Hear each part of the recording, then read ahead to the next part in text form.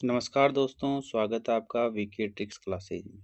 आज हम पढ़ेंगे आरपीडब्ल्यूडी एक्ट 2016 में जो 21 दिव्यांगताएं हैं उनको। ये जो दिव्यांगताएं हैं वो केवीएस स्पेशल एजुकेटर के लिए, एनवीएस के लिए और डी ट्रिपल एस बी या स्पेशल एजुकेटर की कोई सी भी भर्ती हो उसके लिए अति महत्वपूर्ण है। तो चलिए दोस्तों, आरपीडी आरपीडब्ल्यूडी एक्ट 2016 की जो 21 दिव्यांगताएं हैं उनको देखते हैं। पहली है ब्लाइंडनेस, पूर्ण दृष्टि बाधिता। जिस व्यक्ति को कुछ भी ना दिखाई दे, बिल्कुल ब्लैक हो जाए, उसको ब्लाइंडनेस में कैटेगरी में रखेंगे। और पहली दिव्यांगता है ये, जिस व्यक्ति को बिल्कुल दिखाई नहीं देता या बहुत कम दिखाई देता है। तो बहुत कम तो फिर क्या है, लो विजन में आ जाएगी। जिसको बिल्कुल ही दिखाई नहीं देता वो ब्लाइंडनेस में आएगा, पूर्ण दृष्टि बाधिता। नेक्स्ट है लो विजन, अल्प दृष्टि, जिसे कम दिखाई दे, वो दिव्यांगता इसमें शामिल है 21 में। दूसरी, जिस व्यक्ति को चश्मे या उपचार के बाद भी देखने में कठिनाई होती है। क्या? चश्मे या उपचार के बाद में देखने में कठिनाई होती है, वो आ जाएगी लो विजन, अल्प दृष्टि में। नेक्स्ट है लेप्रोसी क्वेरेड पर्सन, अर्थात कुष्ठ रोग से ठीक हुए व्यक्ति। अब कुष्ठ रोग हो गया, ठीक भी हो गया, लेकिन शारीरिक विकृति तो रह ही जाएगी। अब वो शारीरिक विकृति जो रह गई, उस व्यक्ति को भी इस 21 डिसेबिलिटीज में शामिल किया गया है। तो एक एक जो डिसेबिलिटी है उसको ध्यान से देखेंगे और याद करने की कोशिश करेंगे क्रम से। कहीं भी बीच में से पूछ भी सकते हैं कि लेप्रोसी क्वेरेड पर्सन में कौन सी डिसेबिलिटी आ जाएगी, या फिर हियरिंग इम्पायरमेंट में कौन सी आ जाएगी, लो विजन में कौन सी आ जाएगी, या फिर उसके लक्षण बताओ। इसी प्रकार पूछा जा सकता है। तो कुष्ठ रोग से ठीक हुए व्यक्ति जिनमें शारीरिक विकृति रह गई, वो भी 21 डिसेबिलिटीज में शामिल है। तीसरे नंबर पे ये आ गई। चौथे नंबर पर है हियरिंग इम्पायरमेंट, अर्थात स्वर्ण बाधिता, सुनने में अक्षमता। जो व्यक्ति सुन नहीं सकता या सुनने में कठिनाई होती है, वो जो है डिसेबल कहलाएगा, और डिसेबिलिटी वो इस 21 डिसेबिलिटीज में शामिल है। अब हियरिंग इम्पायरमेंट जो श्रवण अक्षमता है, उसके प्रकार है deaf, hard of hearing. Deaf में बिल्कुल नहीं सुनेगा, और हार्ड ऑफ हियरिंग में अर्थात इससे में क्या है कि सुनने में कठिनाई होगी, या तो वो कानों के सांचे लगाकर सुनेगा, या फिर कोई मशीन लगाकर सुनेगा। इस प्रकार से सुनने में जो समस्या है वो भी शामिल है, और जो बिल्कुल नहीं सुनता वो भी शामिल है। नेक्स्ट देखते हैं पांचवी, लोकोमोटर डिसेबिलिटी। अब लोकोमोटर डिसेबिलिटी कौन सी है? तो हड्डियों, मांसपेशियों या जोड़ों की समस्याएं के कारण चलने फिरने में कठिनाई। अब हड्डियों, मांसपेशियों, जोड़ों के कारण चलने फिरने में जो कठिनाई से ग्रसित है, वो एक डिसेबिलिटी हो गई। उसको किस डिसेबिलिटीज में शामिल कर दिए आरपीडब्ल्यूडी 2016 के अंतर्गत। इसलिए ही तो आरपीडब्ल्यूडी एक्ट विशेष शिक्षा के लिए एक महत्वपूर्ण टॉपिक शामिल समझा जाता है। फिर छठा है ड्वार्फिज्म, अर्थात बोनापन, कम लंबाई की शारीरिक स्थिति।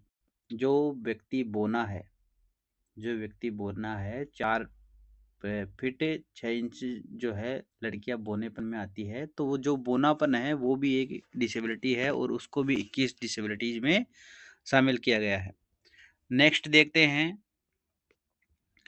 इंटेलेक्चुअल डिसेबिलिटी, अर्थात मानसिक क्षमता एवं अनुकूलन व्यवहार में कमी। अब मानसिक क्षमता और अनुकूल व्यवहार का मतलब क्या होगा कि जो व्यक्ति सामान्य नहीं व्यवहार करता है, जो व्यक्ति जैसे किसी बात को लेकर मतलब संतुष्ट नहीं होता, वो हमारे जो कम्युनिकेशन है, हम संचार करते हैं उससे, तो उसमें सही साबित नहीं होता, तो वो कौन सी कैटेगरी में आ जाएगा? Intellectual disability. अर्थात जैसे मान लो बिना बात ही हंस रहा हो, या किसी बात को समझ नहीं पा रहा, किसी बात को लेकर अत्यधिक चिंतित है, और वो बार बार जो है अलग बिहेव कर रहा है, वो सब जो है मानसिक क्षमता अनुकूलन व्यवहार में कमी में आ जाएगा। इसके अंतर्गत इंटेलेक्चुअल डिसेबिलिटी और डाउन सिंड्रोम जो है आ जाएगा। अब 8वीं जो है मेंटल इलनेस अर्थात मानसिक स्वास्थ्य संबंधित विकार। मानसिक स्वास्थ्य संबंधित अर्थात जो व्यक्ति दिमागी तौर पर बीमार है वह जो मेंटल इलनेस में आ जाएगा। अब 9वीं जो है कैटेगरी कौन सी है? Autism spectrum disorder. इसका जो है शॉर्ट फॉर्म है ASD।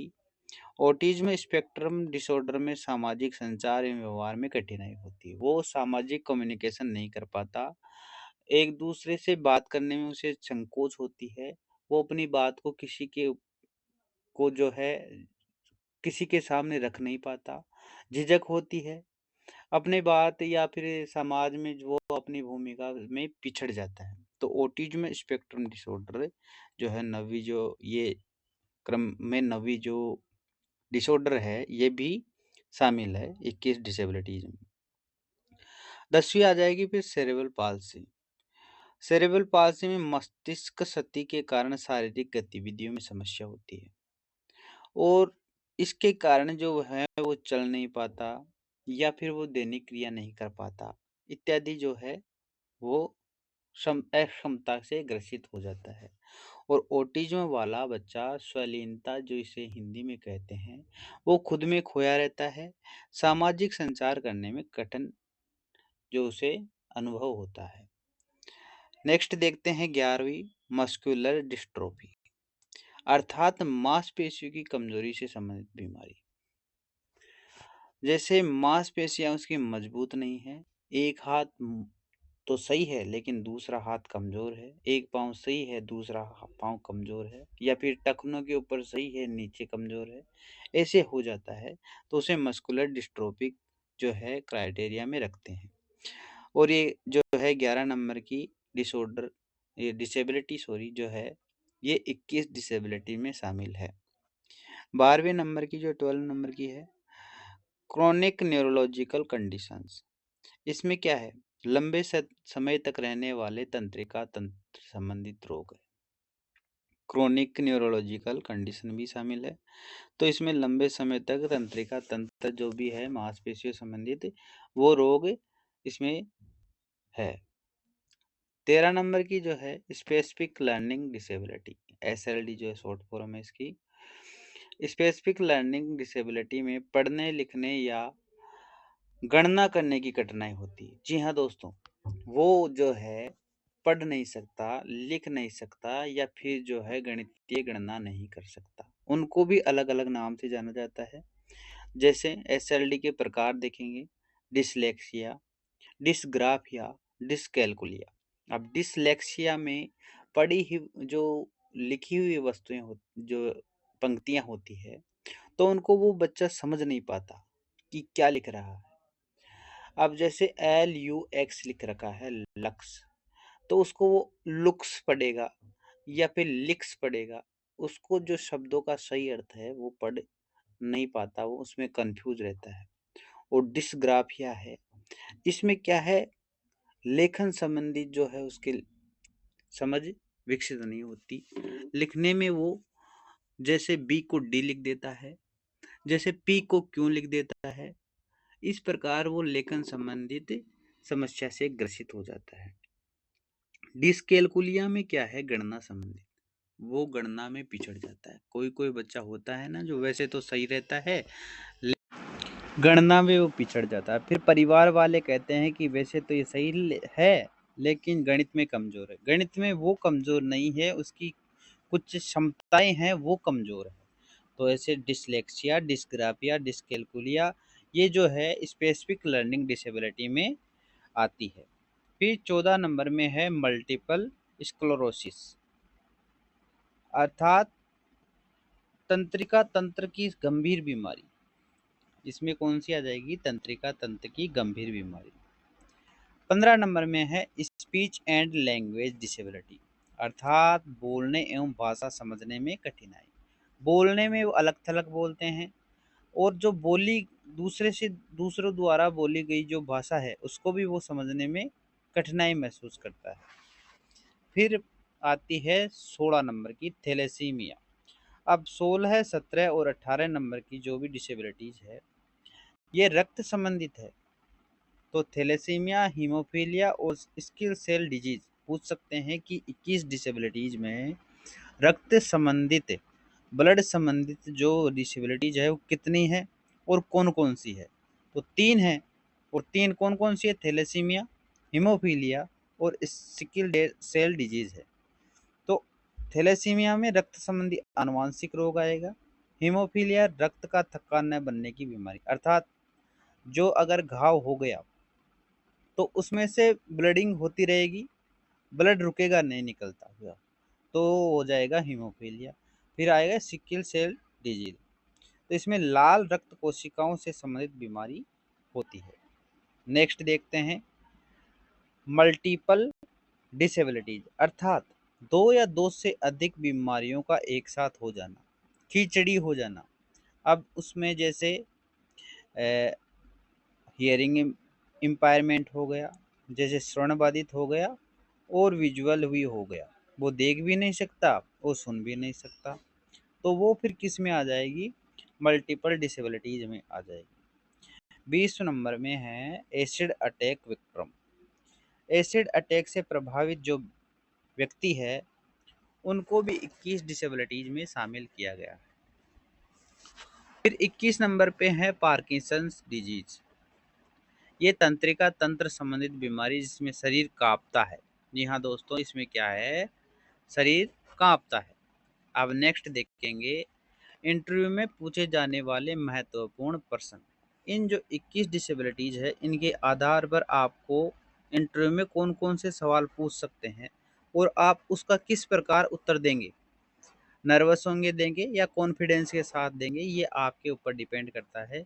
और अगर आप पढ़ ले और पढ़कर जो आप एक बार मन में दोहराव कर लोगे या फिर खुद से ही उसका क्वेश्चन आंसर करोगे तो ये कॉन्फिडेंस लेवल आपका बूस्ट होएगा इससे, और आप एक जज्बे के साथ उत्तर दे पाओगे। तो पहला है RPWD एक्ट 2016 में कितनी दिव्यांगताएं हैं? एक बेसिक सा क्वेश्चन है, लेकिन सच बता रहा हूँ जब पैनल बैठा रहेगा सामने तो ये जो छोटा सा क्वेश्चन है ये भी एक पहाड़ के समान नजर आएगा।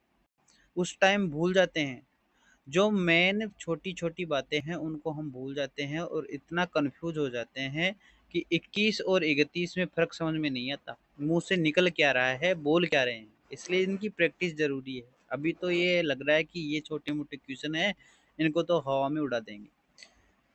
तो RPWD एक्ट 2016 में कितनी दिव्यांगताएं आती हैं? तो 21 दिव्यांगताएं। कॉन्फिडेंस के साथ में जवाब देंगे। फिर SLD क्या है? तो ये है पढ़ने लिखने एवं गणना करने में कठिनाई को स्पेसिफिक लर्निंग डिसेबिलिटी कहते हैं, और ये लर्निंग डिसेबिलिटी है। कौन सी है? Learning disability. अब छोटा आंसर इसीलिए मैंने इंक्लूड किया है कि छोटा आंसर एक बार माइंड कॉन्सेप्ट क्लियर हो जाए तो फिर इस छोटे का तो बड़ा अपन खुद भी बना सकते हैं। तो SLD एक तो शॉर्ट फॉर्म, इसकी फुल फॉर्म भी याद रखेंगे, स्पेसिफिक लर्निंग डिसेबिलिटी, और पढ़ने लिखने गणना करने इत्यादि जो कठिनाई होती है वो इनमें शामिल है। फिर ओटिज्म क्या है? ओटिज्म क्या है? यह एक विकासात्मक विकार है। ये क्या है? एक विकासात्मक विकार है जिसमें सामाजिक संचार एवं व्यवहार प्रभावित होता है। इससे क्या प्रभावित होता है? तो सामाजिक संचार एवं व्यवहार प्रभावित होता है। ओटिज्म वाला स्वलीन होता है, खुद में ही वह खोया रहता है और दूसरे से उसको कोई मतलब नहीं है, कोई क्या कर रहा है उसको कोई मतलब नहीं है, वह खुद में मस्त रहता है। वो बोलता कम है, वो कम्युनिकेशन नहीं कर पाता, वो संचार नहीं कर पाता, अपनी बातों को दूसरे को कह नहीं पाता। फिर आता है चौथा क्वेश्चन, हियरिंग इम्पायरमेंट के प्रकार बताइए। तो इसके दो प्रकार है, एक तो डेफ है अर्थात जो बिल्कुल नहीं सुन पाता, और एक हार्ड ऑफ हियरिंग है। इसमें क्या है? सुनने में कठिनाई होती है, सुन तो पाता है लेकिन किसी उपकरणों के माध्यम से सुन पाता है। नेक्स्ट क्वेश्चन है मल्टीपल डिसेबिलिटी क्या है, अर्थात विभिन्न प्रकार की दिव्यांगताएं क्या है। तो विभिन्न प्रकार की, जैसे क्वेश्चन में ही उत्तर लिखा हुआ है कि दो या दो से अधिक जो भी एक व्यक्ति में आप दिव्यांगताएं देखते हो, या उसमें दिव्यांगता से वो व्यक्ति ग्रसित है तो वो क्या हो जाएगा, मल्टीपल डिसेबिलिटीज से ग्रसित हो जाएगा। जब किसी व्यक्ति में दो या दो से अधिक दिव्यांगताएं एक साथ हो जाए तो वो क्या होगा, मल्टीपल डिसेबिलिटी से ग्रसित हो जाएगा। अब वन लाइनर क्वेश्चंस आ गए, एक लाइन में उत्तर हो जाएगा और एक लाइन का एक क्वेश्चन है। ये इसीलिए करवा रहा हूँ ताकि अपना कॉन्फिडेंस लेवल जो है अच्छा हो जाए। छोटी मोटी जानकारी अपन को होगी तो अपन झिझकेंगे नहीं, और इनके माध्यम से जैसे दूसरा भी क्वेश्चन हो गया तो इनको इंक्लूड करके अपन आंसर बना भी सकते हैं। आरपीडब्ल्यूडी एक्ट 2016 में दिव्यांगताओं की संख्या कितनी है, तो 21 है। डिसलेक्सिया किससे संबंधित है, तो पढ़ने से संबंधित है। डिस्ग्राफिया किससे संबंधित है, तो लिखने। गारंटी की साथ है डिसलेक्सिया, डिस्ग्राफिया, डिसकैलकुलिया। यहाँ पर सरल लग रहा है, वहां पर बोलोगे क्या, दिमाग में क्या चल रहा है, निकल क्या रहा है, ये समझ में नहीं आएगा।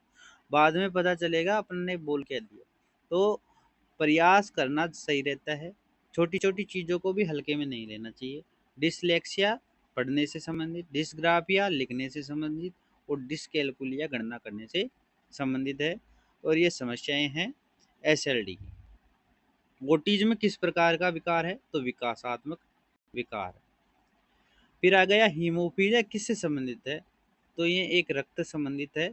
और इसमें क्या है कि रक्त का थक्का न बनने का जो है इसमें होता है कि जो रक्त घाव अगर चोट लग गई तो उसमें रक्त का थक्का नहीं बनता, वो रक्त निकलता ही जाता है, ब्लडिंग होती ही रहती है।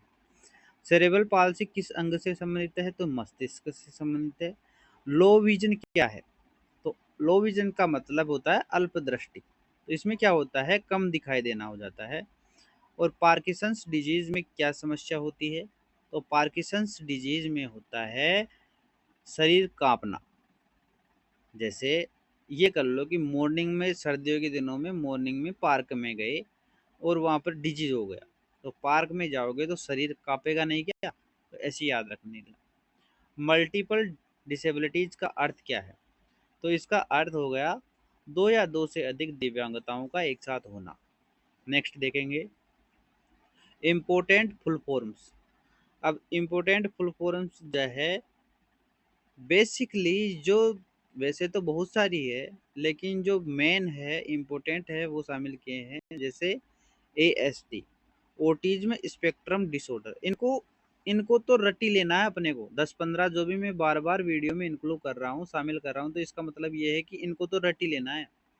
ये तो आंखें बंद हो नींद में भी अगर ASD कर देना कोई, तो ऑटिज्म स्पेक्ट्रम डिसऑर्डर अपने मुंह से अपने आप स्वतः ही निकल जाए। SLD specific learning disability, ADHD attention deficit hyper activity disorder. इसमें क्या है, ये ध्यान से संबंधित ये जो है डिसेबिलिटी है। इसमें एक जगह जो बच्चा, मान लो कोई कोई बच्चा नहीं होता कि वो एक जगह टिक नहीं रहा, वो किसी चीज़ को उठा रहा है, किसी को पटक रहा है, वो मतलब हरकतें ऐसी कर रहा है कि आपका बच्चा तो शैतान है। वो शैतान क्या है, उसमें कुछ जो है अक्षमताएं हैं वो ADHD में शामिल है। CP क्या है, सेरेब्रल पाल्सी है। LD क्या है, लर्निंग डिसेबिलिटी है। तो इस प्रकार हम जो है फुल फॉर्म देख लिए। अब इंटरव्यू जो है टिप्स वो देखते हैं कि आपको क्या क्या सावधानी रखनी चाहिए और क्या क्या नहीं रखनी चाहिए। 21 डिसेबिलिटीज को क्रम से याद रखें, हो सके तो इस 21 जो डिसेबिलिटीज है उनको क्रम से याद रखें। हर डिसेबिलिटीज का क्या है अर्थ भी पता हो, नाम भी पता हो। लर्निंग डिसेबिलिटीज के प्रकार विशेष रूप से याद रखें। और जो लर्निंग डिसेबिलिटीज है जैसे डिसलेक्सिया, डिसकैलकुलिया, डिस्ग्राफिया इत्यादि जो है, इनको क्या है विशेष रूप से याद रखें, कौन सी कैटेगरी में कौन सा छात्र आएगा और वो किस समस्या से ग्रसित रहेगा। ऑटिज्म में ADHD इंटेलेक्चुअल डिसेबिलिटी में अंतर स्पष्ट रखें। ये क्या है, एक एक जैसी डिसेबिलिटीज है तो इनमें थोड़ा थोड़ा अंतर है, उनको अंतरों को ध्यान में रखें।